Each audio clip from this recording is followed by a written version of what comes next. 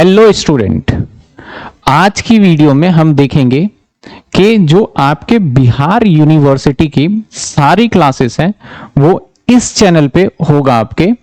इसके अंदर आपके कोई भी सेमेस्टर हो, हर सेमेस्टर के हिसाब से प्रॉपर स्टडी करके हम आपके सब्जेक्ट्स को डाल रहे हैं। तो आपको बिल्कुल टेंशन नहीं लेना कि आपका एग्जाम से रिलेटेड है या नहीं। अगर किसी स्टूडेंट को, क्योंकि बिहार में बहुत सारी यूनिवर्सिटी है, किसी स्टूडेंट को लगता है कि आपके अकॉर्डिंग नहीं डल रहा है यहां, तो प्लीज आप क्या करिए, नीचे दिए गए व्हाट्सएप नंबर पे अपना जो भी पीडीएफ हो या कुछ भी शेयर करिए। डेफिनेटली हम आपके सिलेबस को उसके हिसाब से भी कस्टमाइज करेंगे। अब जो इस चैनल पे मैं वीडियो अपलोड कर रहा हूं कि फॉर एग्जांपल आपका फाइनेंशियल अकाउंट है या फिर आपका कॉर्पोरेट अकाउंट है या आपका इनकम टैक्स है, उदाहरण के तौर पे लेते हैं, तो हो सकता है कि मैंने इनकम टैक्स इसी साल पढ़ाया था, तो मैं क्या करता हूं, उस वीडियो के आपके सिलेबस के हिसाब से अपलोड करता हूं। और बीच बीच में हो सकता है कि जब मैं पढ़ा रहा था लाइव क्लास में, तो कुछ दिल्ली यूनिवर्सिटी के बच्चे हो सकते हैं, कुछ असम यूनिवर्सिटी के हो सकते हैं। तो अगर मैं बीच वीडियो में ये वर्ड यूज करता हूं तो आप उसको इग्नोर करिएगा। आपको ये रहना है कि आपके अकॉर्डिंग और आपके बिल्कुल लेटेस्ट सिलेबस के अकॉर्डिंग कराया जा रहा है। तो होपफुली आप इस बात को देखेंगे और आगे कंटिन्यू वीडियो देखेंगे। तो अब आगे अपनी स्टडी स्टार्ट करिए और ज्यादा से ज्यादा मेरी आपसे रिक्वेस्ट है, ज्यादा से ज्यादा अपने दोस्तों के साथ यूनिवर्सिटी के अंदर इस वीडियो को शेयर करिए, क्योंकि अब आपको कहीं यूट्यूब पे भटकने की जरूरत नहीं है। Thank you so much. चलिए आगे कंटिन्यू क्लास करते हैं। इसके आगे ना हम बढ़ते हैं और एक छोटा सा कॉन्सेप्ट करने के बाद फिर हम क्वेश्चंस को करने का तरीका देखेंगे। एक होता है हमारा डीम रेजिडेंट,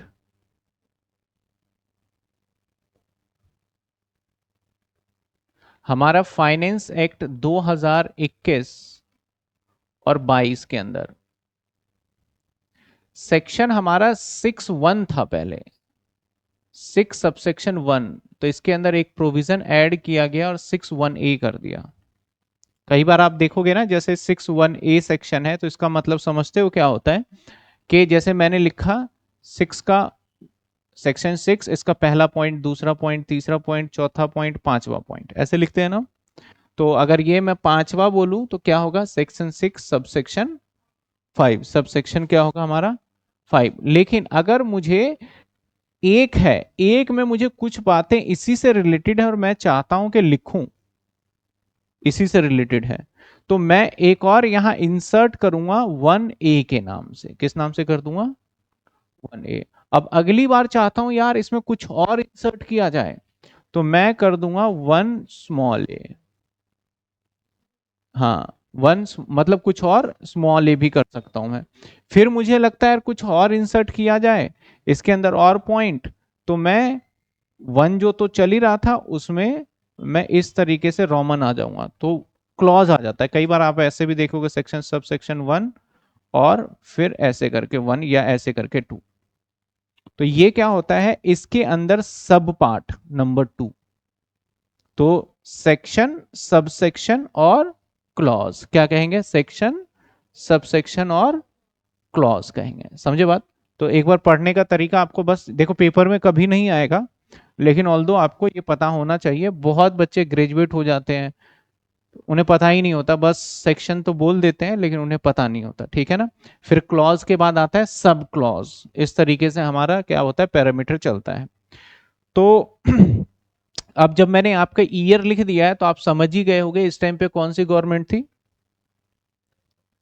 21-22 में जो अभी प्रेजेंट गवर्नमेंट है, बीजेपी की गवर्नमेंट है।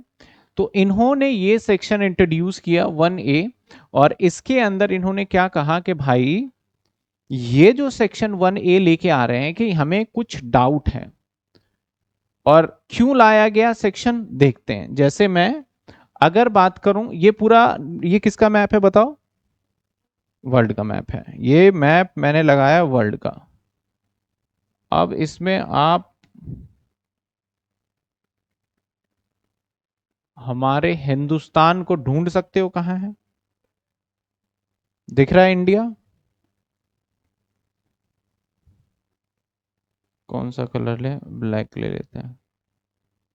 हमारा इंडिया ये रहा, ठीक है ना, इंडिया ये रहा। अब पूरे वर्ल्ड का मैप है। कई बार क्या होता था, इंडियन यहां 10 दिन रुकते थे। कितने दिन रुकते थे? 10 दिन। और यहां पे कुछ इनकम कमा लेते थे, कुछ इनकम यहां पे कमा लिया, और कभी चाइना चले गए, कभी कजाकिस्तान चले गया, कभी मंगोलिया चले गया, कभी टर्की चले गया, इधर उधर घूमते रहते थे वो। और इंडिया के अंदर बहुत कम दिन रुकते थे। और रेजिडेंशियल स्टेटस के हिसाब से चाइना में भी वो टैक्स नहीं देते थे, कुछ ऐसा वो प्लानिंग करके ही घूमते थे कि वहां के भी टैक्स से बच गए कुछ। क्योंकि टैक्स आपको कैसे देना है? आपके रेजिडेंशियल स्टेटस पे। यहां भी बच गए, यहां भी बच गए, और हर कंट्री से वो बच जाया करते थे, कहीं टैक्स ही नहीं दिया करते थे। और जब कहीं भी टैक्स नहीं देते थे तो इंडिया से भी पैसे कमा रहे हैं। तो गवर्नमेंट ने बोला भाई तुम कहीं नहीं टैक्स दे रहे हो तो आप इंडिया में दे दो टैक्स। अगर हर जगह आप इनकम कमा रहे हो, कुछ भी कर रहे हो, हर जगह से आप बच ही गए हो, तो आप एक काम करो, कोई टैक्स ले ही नहीं रहा आपसे, कोई मांग ही नहीं रहा, तो आप एक काम करो ना, आप इंडिया में हमें आके टैक्स दे दो इंडियन रेजिडेंट के तरीके से। लेकिन उसने बोला सर मैं तो 10 ही दिन रहा हूं। बोला ये सब 10 दिन विन छोड़ो, मैं एक न्यू लाइन ऐड कर देता हूं कि पर्सन रहे अथवा ना रहे एक दिन भी, इवन तो रहे भी ना भारत में, लेकिन अगर वो इंडिया में भी कुछ पैसे कमा रहा है, कुछ पैसे 15 लाख रखा, कि अगर इंडिया में इंडियन इनकम 15 लाख रुपए से अगर ऊपर है, तो मान लेंगे कि आप सब इंडियन रेजिडेंट ही माने गए हो, और आपको इंडिया में क्या करना पड़ेगा? टैक्स को देना पड़ेगा। तो देखो रूल का एक्सेप्शन है। वैसे रूल क्या कहता है कि आपको 182 डेज, 63 65 डेज वाला, बोला ये सब छोड़ो, जाने दो, आपसे हम टैक्स लेना चाहते हैं, अब रहने वाली बात हटा ही दो, अब तो बढ़िया है। तो रूल लेके आया गया, क्या लेके आया गया कि आप ना इंडिया के अंदर रेजिडेंट माने जाओगे, डीम्ड रेजिडेंट। डीम्ड रेजिडेंट कब माने जाओगे? कुछ कंडीशंस है। Number one condition, deemed resident की बात करें, दो तरीके से होते हैं यहां पे। नंबर वन, पहले तो सबसे मेन कंडीशन रखा गया, if total income, if total income other than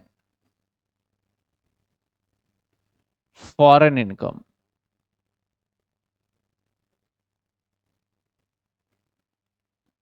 मतलब मैं सीधी बात बोलूं तो भारत से कमाया गया पैसा, नॉट, नॉट को छोड़ो ना, एक्सीड, एक्सीड 15 लाख। इसका मतलब आपका इंडिया से पैसा जो कमा रहे हो, अगर वो हमारा 15 लाख रुपए से ज्यादा है, मोर देन है, ठीक है ना, तो आपको हम मानेंगे डीम्ड रेजिडेंट। आपको क्या मानेंगे? तो कंडीशन यही रखी गई। उसके अंदर दो पार्ट, उसके अंदर दो बातें बताई गई। कंडीशन कुछ फुलफिल करोगे। सर कौन सी कंडीशन फुलफिल करेंगे? नंबर वन, ये पिछले साल बीकॉम में क्वेश्चंस भी आया था, बीकॉम ऑनर्स में आया था ये क्वेश्चन इसी पे। नंबर वन, नॉट, आपकी पहली कंडीशन, आपकी Indian income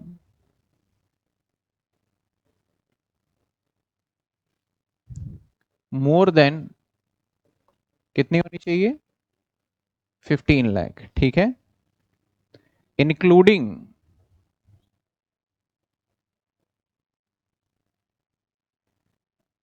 setup and control from India, ठीक है। अब यहां पे क्वेश्चन रेज होता है, sir what is the meaning of Indian income? Indian income दो तरीके से हो सकते हैं। इंडियन इनकम,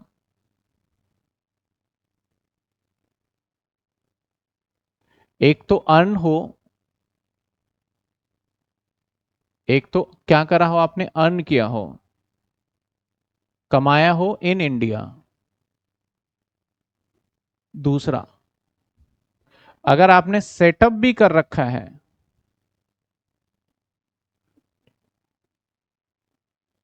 फ्रॉम इंडिया, तो भी इंडियन मानी जाएगी। अब जैसे फॉर एग्जांपल मैं बात करता हूं, state bank of India Bharat का बैंक है, state bank of India Bharat का बैंक है, इसकी ब्रांच आपको दुबई में भी मिलेगी। और जब कोई कंपनी इंडिया से बाहर होता है उसे ओवरसीज बोलते हैं। क्या बोलते हैं उसको? अगर मैं इंडिया में कंपनी मेन है और मैं इंडिया से बाहर भी कोई बिजनेस कर रहा हूं, तो वो जो मेरी ब्रांच होगी उसको ओवरसीज ब्रांच बोलते हैं या फिर फॉरेन ब्रांच बोलते हैं। तो मेरा दुबई के अंदर भी एक ब्रांच है, लेकिन जो एसबीआई दुबई के अंदर ब्रांच है, उस ब्रांच को सारे इंस्ट्रक्शन, सारे रूल्स कहां से भेजे जा रहे हैं? इंडिया से। तो सेटअप उसका मेन कहां पे है? इंडिया में। तो अगर ऐसा भी है तो इसको इनकम को फॉरेन इनकम नहीं समझा जाएगा, इस इनकम भी को भी इंडिया की इनकम मान लिया जाएगा। तो ये दोनों इनकम प्लस करके हमारा बनेगा कौन सा इनकम?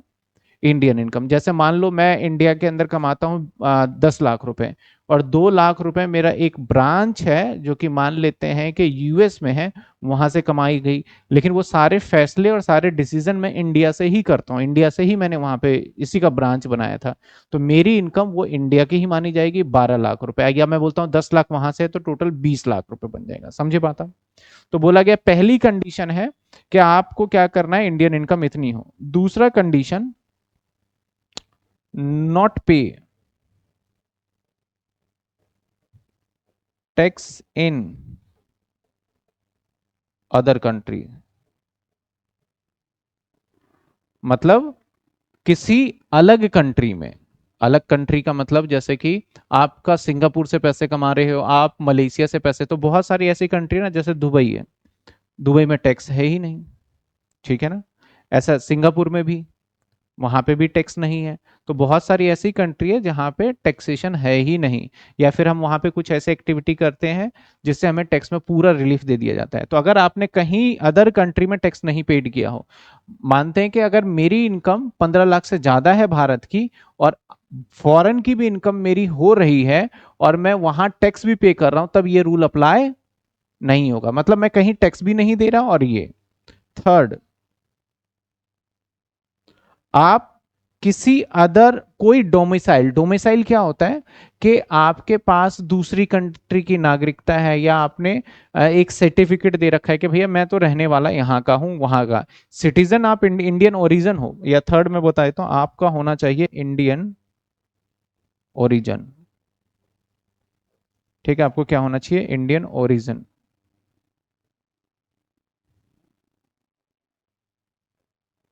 ओरिजिन क्या? इंडियन ओरिजिन होना चाहिए। समझ में आई बात आपको? या तो आप ये कंडीशन पूरी करिए, नहीं तो आप इंडिया में 120 दिन भी रह लिए ना, अगर आप इंडिया में कितने दिन रह लिए, 120 दिन, तब भी आपको डीम्ड मान लिया जाएगा। फिर आप कहीं टैक्स दे रहे हैं नहीं दे रहे हैं फर्क नहीं है। समझे? या तो ये वाला कंडीशन या 120। सर 120 का मतलब क्या है? सिर्फ 120 ही चेक करना है सर, एग्जिस्टिंग सर। तो मैं क्या सिखा रहा हूं आपको? Deemed resident. मैं क्या सिखा रहा हूं आपको? मैं दोबारा रिपीट कर रहा हूं, मैं आपको बता रहा हूं डीम्ड रेजिडेंट।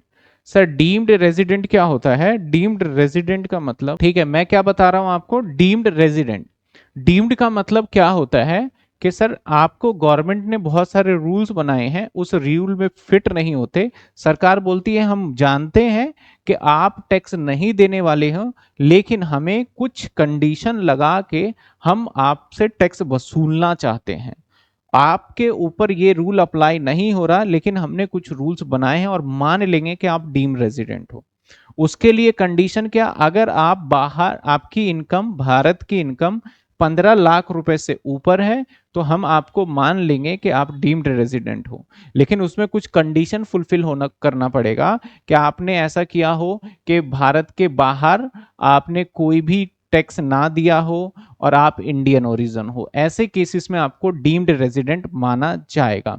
आप कितने दिन के लिए रहते हो इंडिया के अंदर वो मैटर ही नहीं करेगा। दूसरी कंडीशन रखा कि अगर आपकी इनकम 15 लाख से ऊपर है, अगर 120 दिन रह जाते हो इंडिया में, तो आपको तब भी डीम्ड रेजिडेंट माना जाएगा। नॉर्मली क्या रूल लगता है हमारा कि आपका कितने इंडियन ओरिजिन के लिए कितना होना चाहिए, 182 डेज। लेकिन अगर 182 डेज छोड़ो, आप 120 दिन भी हो, तब भी हम 182 डेज के जैसा ही मान के आपको रूल अप्लाई कर देंगे। अब 3 रूल हो गए देखो, एक 182 डेज, एक हो गया 120 डेज, और एक हो गया 60 और 365 वाला। ठीक है ना, 3 रूल हो गया। अब कौन इनकम, इंडियन इनकम कौन सी होगी, जो इनकम इंडिया में कमा रहे हो, और सेटअप और कंट्रोल अगर इंडिया में है, तो दोनों को मिला के कितनी इनकम हमारी ज्यादा होना चाहिए।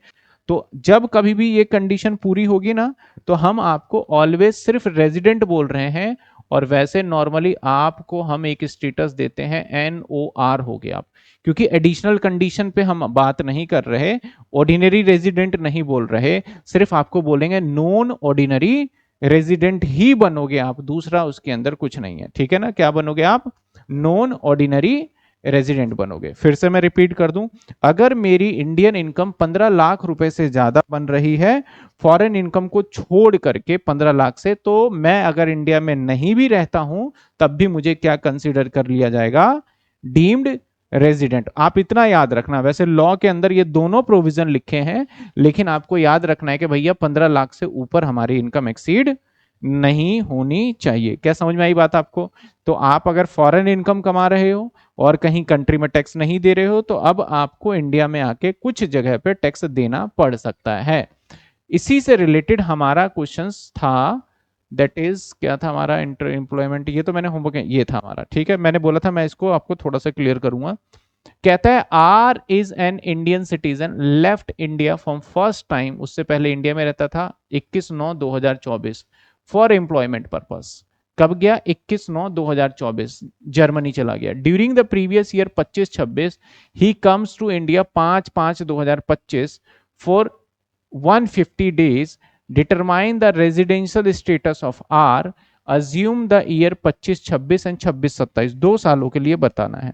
तो ऐसे मैं 2 सालों के आपके सामने डिटेल डाल देता हूं, और उसका फिर आगे कहता है assume his total income other than income from foreign, मतलब फॉरेन को छोड़ करके प्रीवियस ईयर में लेस देन 15 लाख, उसकी इनकम भी 15 लाख रुपए से ज्यादा नहीं है। अगर 15 लाख से ज्यादा होती तब मैं डीम्ड वाला कॉन्सेप्ट लगाता, तब तो मैं दिन वगैरह भी चेक नहीं करता, मैं बोलता डीम्ड वाला।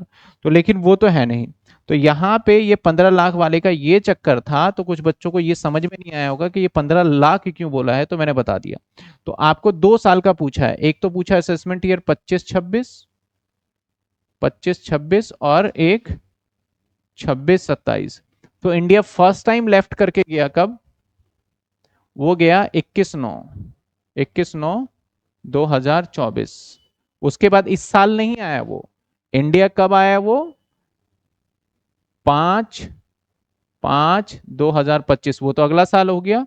और वो भी कितने दिन के लिए आया, 150 डेज के लिए। तो पहली बात, ये किस लिए गया, एम्प्लॉयमेंट पर्पस। तो इस साल के अंदर तो ये भैया नॉन रेजिडेंट हो जाएगा। क्यों, क्योंकि ना तो इसकी इनकम 15 लाख रुपए से ऊपर हो रही है, और ये एम्प्लॉयमेंट पर्पस के लिए गया, तो इसके ऊपर एक ही रूल अप्लाई होगा, दैट इज 182 डेज। अब यहां पे देख लेते हैं सितंबर तक। तो अगर काउंट करते हो अप्रैल, मई, जून, जुलाई, अगस्त और सितंबर, सितंबर में 21 दिन, अगस्त में 31, जुलाई में 31, 30, और आपका मई में 31 और 30। तो अगर आप टोटल करते हो तो कितने दिन हो गए ये, 30, 31, 30, 31, 31 और 21, 174। तो यहां पे भी ये कुछ नहीं कर पाया, तो इसमें भी ये नॉन रेजिडेंट ही माना जाएगा, इसमें भी ये नॉन रेजिडेंट ही माना जाएगा।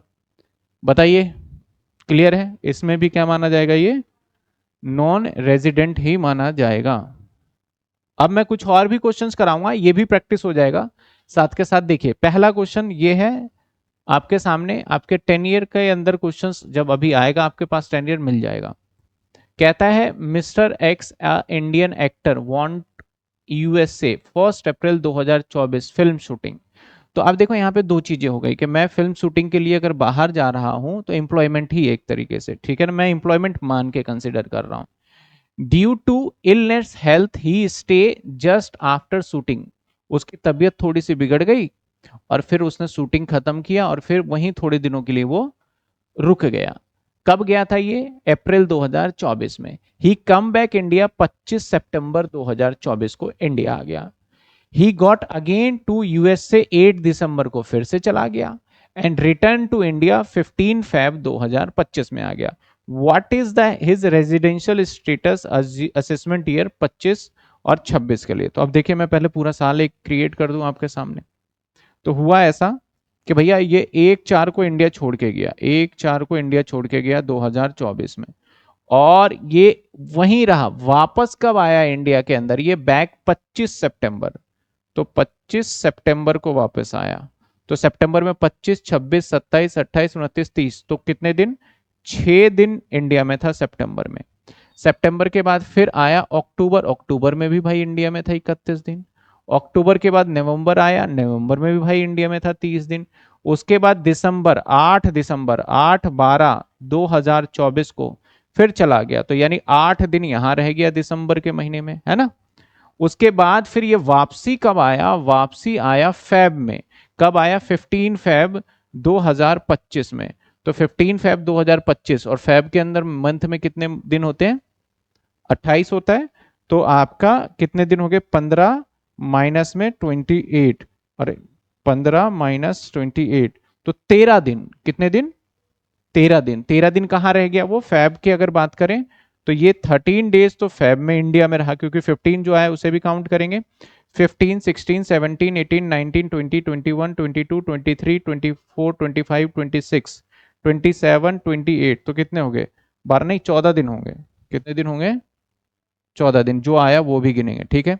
इसके बाद मार्च भी भारत में ही है, क्योंकि गया नहीं वापस, ये सब बोला कि इंडिया आ गया फिर नहीं बताया। तो मार्च में कितने दिन हो गया ये? 31 दिन। हम कैलकुलेशन सबको समझ में आ रही है सभी बच्चों को? अभी बता देता हूं, अभी तक कैलकुलेशन समझ में आ रही है सभी को कि मैं क्या बता रहा हूं, ठीक है ना।